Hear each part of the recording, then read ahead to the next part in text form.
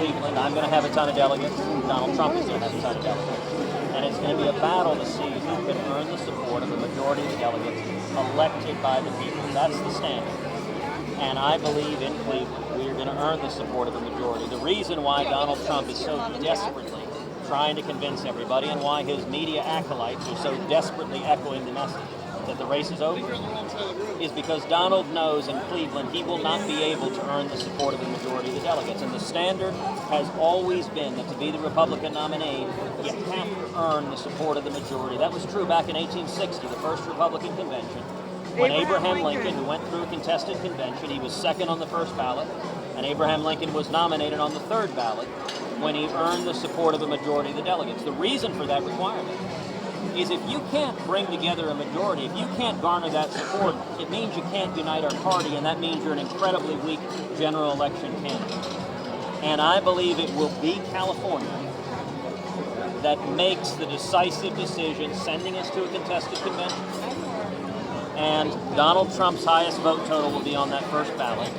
We are seeing Republicans unite. Just this past week, we've been endorsed by Indiana's Governor Mike Pence, California's former Governor Pete Wilson, and we've announced my vice presidential nominee of Carly Fiorina. So that reflects the party coming together and uniting behind shared values of jobs and freedom and security.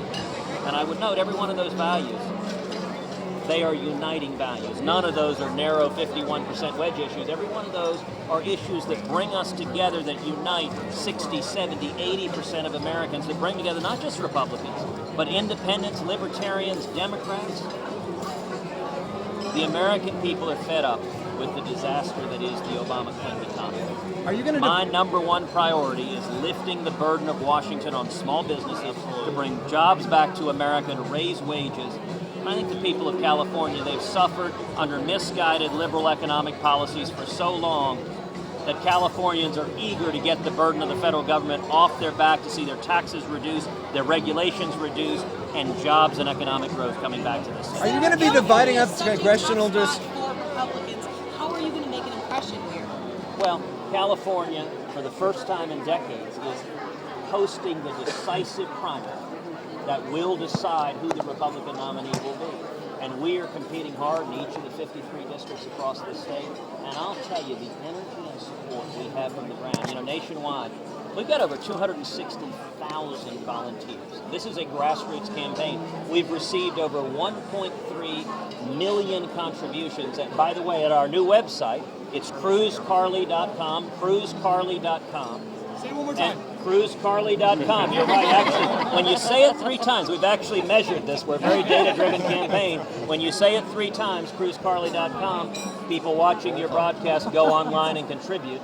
And our strength in California is the grassroots. It's the men and women you see standing right here, the proven conservative grassroots leader, and this is a campaign from the people. Absolutely. Thank you, and God bless you. Senator Cruz. I'm not moving.